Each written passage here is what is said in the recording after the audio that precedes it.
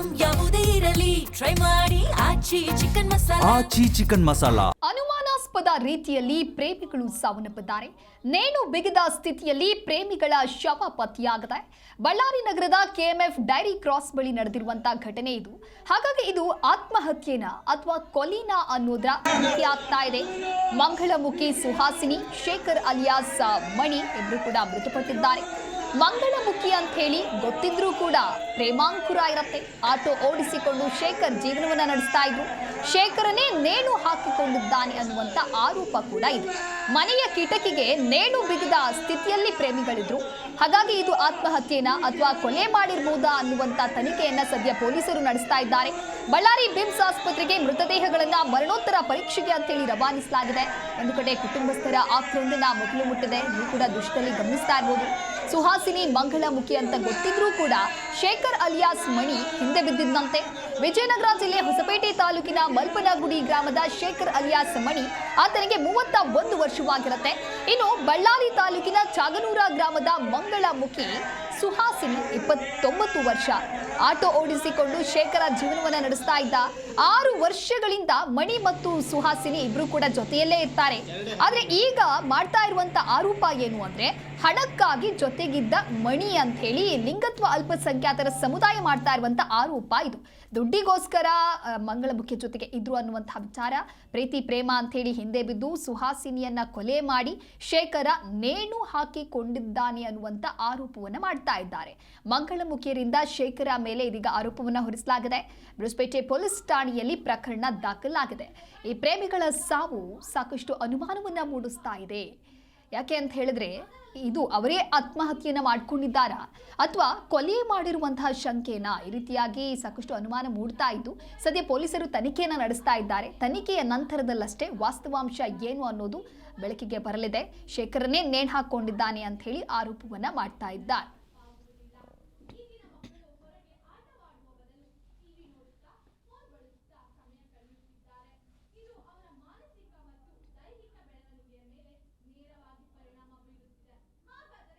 ಒಂದು 14 ವರ್ಷ ಆಯಿತು. ಫಸ್ಟ್ ನನ್ನ ಹತ್ರನೇ ಬಂದು ಆಮೇಲೆ ಕರ್ನೂಲು, ಬೆಂಗಳೂರು ಅಲ್ಲಿ ಇಲ್ಲಿ ತಿರುಗಾಡಿ ನನ್ನ ಹತ್ರ ಬಂದು ಇವಾಗ 2 ವರ್ಷ ಆಯಿತು. ಮತ್ತೆ ಬಂದಮೇಲೆ ಇವನು ಜೊತೆ ಆಗಿದ್ದ, ಯಾರು ಇವಾಗ ಸತ್ತಿರೋ ಶೇಖರ್ ಅಲಿಯಾಸ್ ಮಣಿ, ಅವನ ಜೊತೆಲಿ ಇದ್ಮೇಲೆ ಈ ಥರ ಸುಮಾರು ಸತಿ ಜಗಳ ಆಗಿದ್ದಾವೆ. ಹಂಪಿ ಸ್ಟೇಷನಲ್ಲಿ, ಆಮೇಲೆ ಟೌನ್ ಸ್ಟೇಷನಲ್ಲಿ, ಅವ್ರ ಊರಲ್ಲಿ ಪಂಚಾಯತಿ ಮಾಡಿದ್ದೀವಿ. ಅಲ್ಲಿಗೆ ಬಗೆಹರಿತು ಬಿಡ ಅಂದ್ಕೊಂಡಿದ್ದೀವಿ. ಆದರೆ ಈ ಥರ ಮಾಡ್ಕೊತಾರ ಅಂಥೇಳಿ ನಮ್ಮ ಕನಸು ನಮ್ದಲ್ಲಿ ಇದ್ದಿಲ್ಲ. ನನ್ನ ದೊಡ್ಡ ಮಗಳವಳು ಸುಹಾಸಿನಿ ಈ ಥರ ಆಗುತ್ತೆ ಅಂತ ನಿಜವಾಗ್ಲೂ ದೇವರಾಣೆ ನಮಗೆ ಗೊತ್ತಿಲ್ಲ. ನನ್ನ ಕೈಯೇ ಮುರಿದೋದಂಗೆ ಆಗ್ಬಿಡ್ತು. ನನ್ನ ಹತ್ರ ಬಂದು ಒಂದು 14 ವರ್ಷ ಆಯಿತು.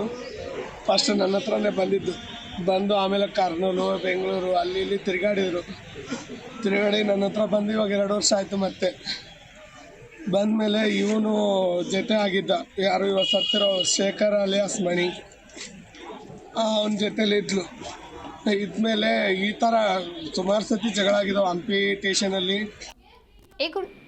ಈ ಕುರಿತಂತೆ ಮತ್ತಷ್ಟು ಮಾಹಿತಿಯನ್ನ ನೀಡಲಿದ್ದಾರೆ ನಮ್ಮ ಪ್ರತಿನಿಧಿ ವೀರೇಶ್ ದೂರವಾಣಿ ಸಂಪರ್ಕದಲ್ಲಿ.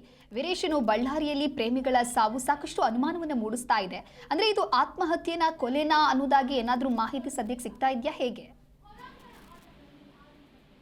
ಹೌದು ದಿವ್ಯದಾಸ್, ಏನು ಗಣಿನಾಡು ಬಳ್ಳಾರಿ ನಗರದಲ್ಲಿರ್ತಕ್ಕಂಥ ಕೆಎಂಎಫ್ ಡೈರಿ ಕ್ರಾಸ್ ಸಮೀಪ ಬಾಡಿಗೆ ಮನೆಯೊಂದರಲ್ಲಿ ಪ್ರೇಮಿಗಳಿಬ್ಬರು ಅನುಮಾನಾಸ್ಪದ ರೀತಿಯಲ್ಲಿ ಮೃತಪಟ್ಟಿರತಕ್ಕ ಘಟನೆ ಸದ್ಯ ಬೆಳಕಿಗೆ ಬಂದಿರತಕ್ಕಂಥದ್ದು. ಅಂದ್ರೆ ಮನೆಯ ಕಿಟಕಿಗೆ ನೇಣು ಬಿಗಿದ ಸ್ಥಿತಿಯಲ್ಲಿ ಮಂಗಳಮುಖಿ ಸುಹಾಸಿನಿ ಮತ್ತು ಆತನ ಪ್ರಿಯಕರ ಶೇಖರ್ ಅಲಿಯಾಸ್ ಮಣಿ ಅಂತಕ್ಕಂಥ ಶವಗಳು ಕೂಡ ಇದೀಗ ಪತ್ತೆಯಾಗಿರ್ತಕ್ಕಂಥದ್ದು. ಅಂದ್ರೆ ಈ ಘಟನೆ ಮಾಹಿತಿ ತಿಳಿಸಿದಂತೆ ಇಂದು ಬಳ್ಳಾರಿಯ ಬೃಹಸ್ಪೇಟೆ ಪೊಲೀಸರು ಸ್ಥಳಕ್ಕೆ ಭೇಟಿ ನೀಡಿ ಈಗಾಗಲೇ ಪರಿಶೀಲನೆ ಕಾರ್ಯವನ್ನ ಕೂಡ ನಡೆಸಿರ್ತಕ್ಕಂಥದ್ದು.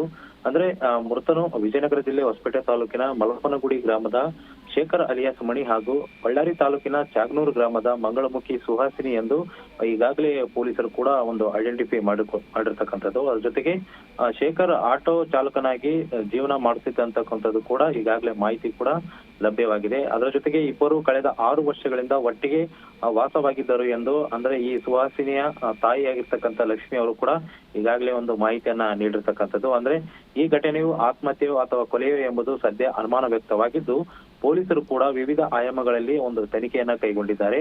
ಈಗಾಗಲೇ ಮೃತದೇಹಗಳನ್ನ ಮರಣೋತ್ತರ ಪರೀಕ್ಷೆಯಾಗಿ ಬಳ್ಳಾರಿಯ BIMS ಆಸ್ಪತ್ರೆಗೆ ರವಾನೆ ಮಾಡಲಾಗಿದೆ. ಅದರ ಜೊತೆಗೆ ಇನ್ನೊಂದು ಕಡೆ ಲಿಂಗತ್ವ ಅಲ್ಪಸಂಖ್ಯಾತ ಸಮುದಾಯದವರು ಶೇಖರ್ ವಿರುದ್ಧ ಒಂದು ಗಂಭೀರ ಆರೋಪವನ್ನ ಕೂಡ ಮಾಡಿದ್ದಾರೆ.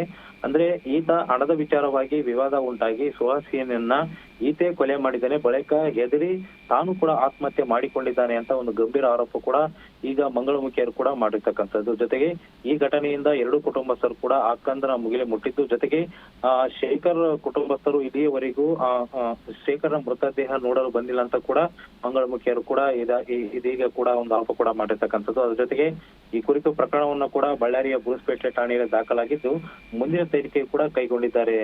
ದಿವ್ಯದಾಸ್. ಓಕೆ ವೀರೇಶ್, ಮಾಹಿತಿಯನ್ನ ನೀಡ್ತಾ ಇದ್ರಿ. ಅಂದ್ರೆ ಪ್ರೇಮಿಗಳು ಸಾವನ್ನಪ್ಪೋದಕ್ಕೂ ಮುನ್ನ ಕುಟುಂಬಸ್ಥರಿಗೆ ಯಾರಾದ್ರೂ ಕಾಲ್ ಮಾಡಿದ್ರಾ ಅನ್ನೋದಾಗಿ ಏನಾದ್ರು ಮಾಹಿತಿ ಸಿಗ್ತಾ ಇದೆಯಾ ಇವರಿಬ್ರಲ್ಲಿ ಯಾರಾದ್ರೂ? ಗಣಿತ ದಿವ್ಯದಾಸ್, ಏನು ಸುಹಾಸಿನಿ ಇರ್ತಕ್ಕಂತ ಅಂದ್ರೆ ಅವರ ತಾಯಿ ಅಂದ್ರೆ ಅವ್ರ ಮೇಲೆ ಇರ್ತಕ್ಕಂತ ನಾಣಿ ಅಂತ ಇರ್ತಾರೆ, ಅವರು ಕೂಡ ಒಂದು ಈ ಶೇಖರ್ ಅನ್ನುವಂತ ಅವರ ಕುಟುಂಬಸ್ಥರಿಗೆ ಫೋನ್ ಮಾಡಿ ತಿಳಿಸ್ತಾರೆ. ಆದ್ರೆ ಫೋನ್ ಅನ್ನ ಪಿಕ್ ಮಾಡೋದಿಲ್ಲ. ತದನಂತರ ನಿರಂತರವಾಗಿ ಕಾಲ್ ಮಾಡಿದಾಗ ಅವರ ಕಾಲ್ ನಂಬರ್ ಅನ್ನ ಬ್ಲಾಕ್ ಲಿಸ್ಟ್ ಗೆ ಹಾಕ್ತಾರೆ.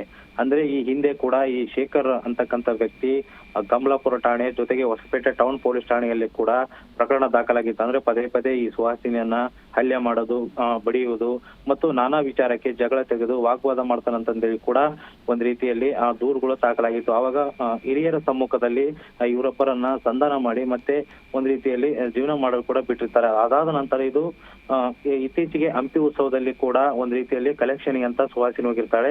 ಅದಾದ ನಂತರ 2 ದಿನಗಳ ಬಿಟ್ಟು ಬಳ್ಳಾರಿಗೆ ವಾಪಸ್ ಆಗ್ತಾಳೆ.